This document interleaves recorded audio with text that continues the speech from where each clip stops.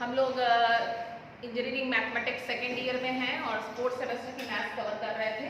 हमने आपको पुरानी वीडियोस में आप चेक कर सकते हो, हम लोग पहली यूनिट में पार्शियल डिफरेंशियल इक्वेशन कर रहे थे, लीनियर कर रहे थे, विद कांस्टेंट कोफिशिएंट कर रहे थे। उसके हमने दो पार्ट किए थे, एक होमोजीनियस और एक नॉन होमोजीनियस।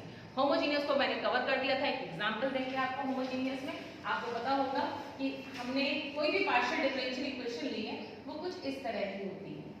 मान लेते हैं अगर कोई पार्शियल डिफरेंशियल इक्वेशन वो इस तरह की है, सपोज ये इसका ऑर्डर ये भी 2 है, ये भी 2 है, तो ये होमोजीनियस इक्वेशन। इसको सॉल्व करने के हमने तरीके आपको बताए हैं CF + PI से। CF कैसे निकालते हैं, PI कैसे, आप मेरे पुरानी वीडियोस से देख सकते हैं। बट प्रॉब्लम अब आती है क्या, ये तो होमोजीनियस थी, अब हम लोग करने जा रहे हैं नॉन होमोजीनियस। ठीक, नॉन होमोजीनियस मतलब ये हुआ कि ये अब ये नॉन होमोजीनियस हो गई। क्यों? क्योंकि इसका ऑर्डर 2 है, इसका ऑर्डर 1 है। तो इसी को हम लोग डिस्कस करने अब जा रहे हैं। ओके, तो ये आपको क्लियर हो गया कि नॉन होमोजीनियस होती क्या है। ठीक, तो ये हमारा है आपका मॉड्यूल 1 का नॉन। ये हमने डन कर दिया, ये हो चुका है, पुराने वीडियो से देख सकते हैं आप। नॉन होमोजीनियस में आ गए। अब जब नॉन होमोजीनियस में आए तो देखिए ये आपका जो है dv डैश जो कोई फंक्शन होता है जो हम लोग लेते हैं, जो हम इससे मतलब कि मान लीजिए हमने डिफरेंशियल इक्वेशन ये लिखी थी 10। ओके, ये हम क्या लिख रहे हैं, ये हमने लिखी है होमोजीनियस। तो अगर हमने ये कह दिया ये, तो ये हमारी हो गई नॉन होमोजीनियस। यह फंक्शन आपका कुछ भी हो सकता है, ये हो सकता है x और y का होता है, याद आया कुछ? ठीक है, ये है नॉन होमोजीनियस। इसको क्या बोलते हैं, डेल बाई डेल x को d के रूप में लिखते हैं और डेल बाई डेल y को d डैश। शायद मेरे स्टूडेंट को किसी को डाउट नहीं होना चाहिए जो मेरे वीडियोस कंटिन्यूअसली देख रहा है। ओके, ये लिखते हैं। तो इक्वेशन को हम क्या इसमें लिख सकते हैं ना, ये हमारा x y का फंक्शन हो गया। इसको ये नॉट होमोजीनियस अगर होमोजीनियस नहीं होता है, जैसे कि इसमें है ये दो ऑर्डर, ये एक ऑर्डर, ये दो ऑर्डर, तो ये नॉट होमोजीनियस, नॉन होमोजीनियस, ये नॉट होमोजीनियस। ओके, तो इसका भी लेकिन सॉल्यूशन जो होता है z बराबर CF + PI होता है। Get it? तो इसमें दो केस बनते हैं। ठीक, जब आप इसको देखोगे तो देखिए आपकी इक्वेशन किस तरह की है, d² और d, यही तो है, सॉरी ये। तो कभी कभी इसके फैक्टर लीनियर हो जाएंगे इस रूप में और कभी कभी नहीं होंगे। ठीक है, दो केस से तो केस नहीं बनते इसमें। ठीक, तो लीनियर फैक्टर जब हो जाए, जब लीनियर फैक्टर आपके हो जाए तब आपको कुछ ऐसे कुछ लीनियर फैक्टर आएंगे तो उसका CF क्या हो जाएगा, आपको याद होगा इसके पहले वाले में। तो इसमें क्या हो गया, यहाँ पे एक एक्स्ट्रा चीज आ गई, पहले वाले में a नहीं था क्योंकि वहां पे होमोजीनियस बात थी, कहां से कांस्टेंट आ जाएगा, तो यहाँ पे e की पावर ax हो जाएगा f1y + mx। ये तो सेम ही है शायद, नॉन होमोजीनियस का भी और होमोजीनियस का। नॉन होमोजीनियस में ये कुछ हालात थे ना, d डैश को 1 माना था, निकल आया था, लेकिन इसमें एक चीज एक्स्ट्रा कांस्टेंट, तो इसमें CF जो हो जाएगा वो ये हो जाएगा। बाकी PI निकालनी, ये सिर्फ CF निकालने का बताया हमने, एक ये पार्ट और ये पार्ट, इसमें CF ये हो जाएगा। कभी कभी लीनियर फैक्टर होगा और कभी कभी नहीं होगा। तो हमने होगा तो हमने A बोला है, नहीं होगा तो B बोला है। होने में भी दो केस होंगे, डिस्टिंक्ट रूट्स होंगे या रूट रिपीटेड होंगे। रिपीटेड में क्या होना है, ये काम है एक्स्ट्रा, इसको कुछ लर्न नहीं करना है तो पता ही है आपको। अब लीनियर फैक्टर नहीं हुआ, लीनियर फैक्टर नहीं हुआ मतलब कि ऐसा कुछ नहीं हुआ, तो बड़ा सिंपल तरीका है, बता देंगे, परेशान मत होना।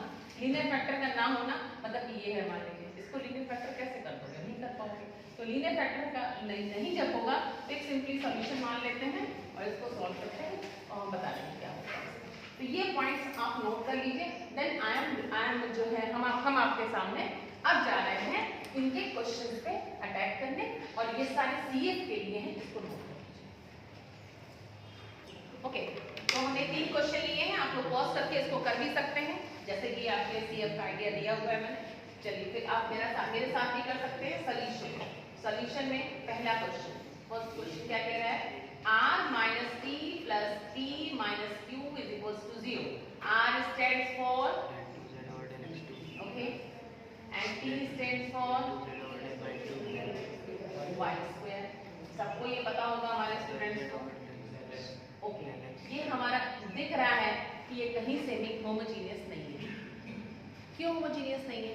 टू ऑर्डर, वन ऑर्डर, ये नॉन होमोजीनियस हो गया। पहले तो देखिए कि हम कैटेगरी क्या है, then we will go further. Okay, now ये होमोजीनियस कैटेगरी नहीं आता है, इसका मतलब में नॉन होमोजीनियस, तो मतलब CF को स्ट्रेंथ निकालेंगे। तो पहले इसको इसमें रख दीजिए क्या, d square minus d dash square plus d minus d dash 0। अब इसके लीनियर फैक्टर, अब इसमें दो संभावनाएं होंगी, क्या, या तो इसके लीनियर फैक्टर होंगे और या तो नहीं होंगे। ठीक है, तो देखते हैं भाई क्या कर सकते हैं। d कॉमन लिया तो इसमें से कॉमन ले लें, या फिर a square minus b square में लगा सकते हैं, a minus b into a plus b। ठीक, और ये लिख दिया ये। ठीक, सिर्फ इतना ही ले लीजिए, बाकी z को मत लिखिए।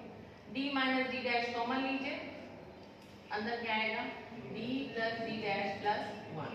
देखिए इसके लीनियर फैक्टर हो गए ना, this is linear. Okay, linear है कि नहीं है? लीनियर है। अब कंपेयर कीजिए इसके d माइनस, इसमें m की वैल्यू है 1 या m1 कह सकते हैं, और इसमें a1 की वैल्यू है 0, इसमें m2 की वैल्यू है 1 और a2 की वैल्यू है 1 है नहीं, माइनस 1 है, और ये भी माइनस 1। ठीक है, ऐसे तो हमने लिखा नहीं है, लेकिन ये फैक्टर ऐसे भी तो हो सकते हैं ना, d minus m2 d dash minus a2, तो इसका बढ़ जाता है आगे। यस और नो? अंडरस्टूड था? नहीं था अंडरस्टूड। ओके, इसी को देखते हुए आपने इसका CF निकाला, तो क्या z बराबर, सॉल्यूशन लिख दीजिए। क्यों? इसका आंसर तो CF प्लस PI होगा, बट इसका PI क्या है, 0, तो डायरेक्टली इसका आंसर क्या होगा, z is equal to only CF, और CF क्या होगा, ये होगा इसका 0। तो CF क्या होगा, उस हिसाब से e की power 0x f1 y plus x plus e की power minus x f2 y minus x। कोई दिक्कत, कोई परेशानी? पक्का? तो दिस इज योर आंसर।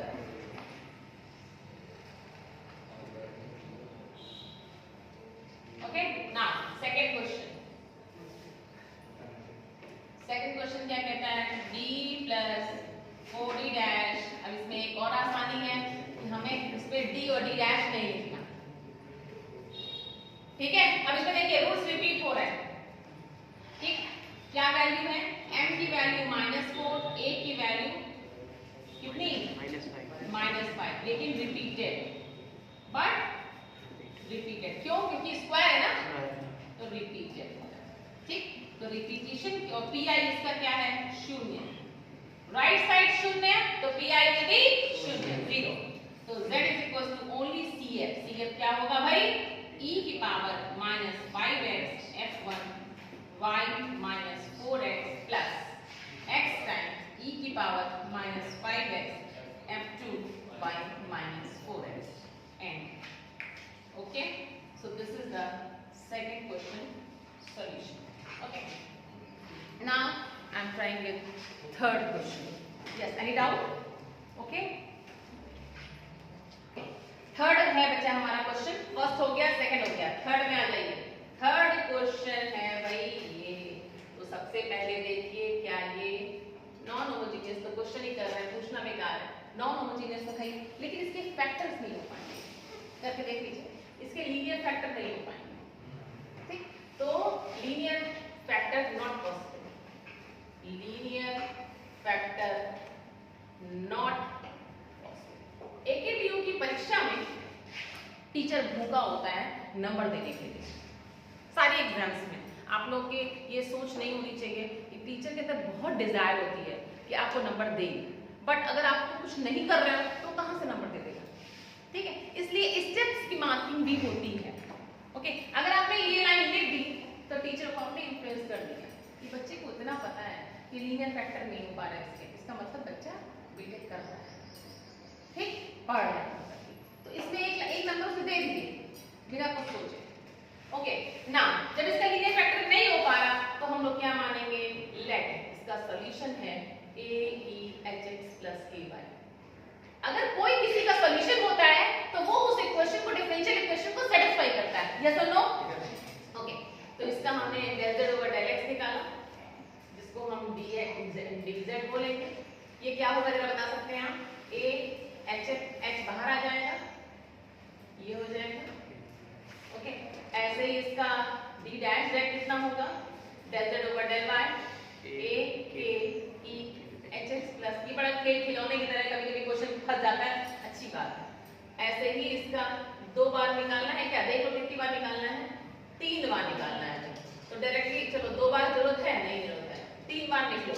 लिख सकते हो क्या आप मेरे साथ में, क्यूब में, तो क्या हो जाएगा h क्यूब, यस और नो, हो जाएगा। ठीक, इसमें क्या चाहिए आपको, फिर और क्या चाहिए आपको, dv डैश चाहिए। यहाँ देखिए क्या क्या चाहिए, ये चाहिए। इसका मतलब होता क्या है, देखिए इसका मतलब क्या होता है, del z del square z over del x del y, ये मतलब होता है। इसका मतलब क्या होता है कि जो y का हो चुका है, z का y के रेस्पेक्ट में हो चुका हो, उसका x के रेस्पेक्ट में, तो y के रेस्पेक्ट में कितना है, a k h x plus k y। तो अब x के रेस्पेक्ट में करोगे तो क्या बाहर आएगा, h k आ जाएगा। ओके, हो गया, ये हो गया, ये हो गया, ये निकाली चुके हो, काम खत्म। ठीक, अब क्या करो, इस पे रख दो, इसमें रखोगे तो d क्यूब, इस पे रखोगे तो क्या है, ओपन करो इसको भाई, d cube z minus 3 dv dash z plus d dash z plus 4z बराबर 0। ये है हमारी इक्वेशन, इसको ये सॉल्यूशन जो है वो सेटिस्फाई करता है। तो d क्यूब, del क्यूब कितना है, सबको पुट कर दो, ये सारे लिख दिए हमने इसमें। ठीक, अब क्या लिखना है आपको, क्या हट गया भाई, a बाहर निकल गया। ठीक, और जो आपका e की पावर hx प्लस ay है, ये भी बाहर निकल गया। अंदर क्या बचा, h cube minus 3hk plus a। हमने तुमको पहले बताया खेल खिलौने की तरह से ये है और कुछ नहीं है, ये शून्य हो नहीं सकता, तो बचा क्या। ओके, तो इसका सॉल्यूशन होता है directly z is equal to summation of a e h x plus k y। तो इसमें आप और ये लिख दो और किनारे क्या लिख दोगे, कभी कभी एग्जाम में आप ऐसे भी कर सकते हो कि हाँ ये सॉल्यूशन होगा विद रिलेशन। रिलेशन क्या होगा h और k में, h cube minus 3hk, this is the relation. मतलब क्या है रिलेशन, इसमें आप k की वैल्यू निकालो, k की वैल्यू कितनी आएगी, माइनस का 4 और माइनस का 4 माइनस h क्यूब अपॉन, बोलो भाई, 1 माइनस 3h। ये इसको ऐसे भी लिख सकते हो कि यहाँ पे समेशन लिखो e h x और k की वैल्यू ये पूरी उतार दो, ये पूरी उतार दो। और नहीं बात करना है तो ये लिख दो और ये रिलेशन लिख दो, that's all, you will get the full marks.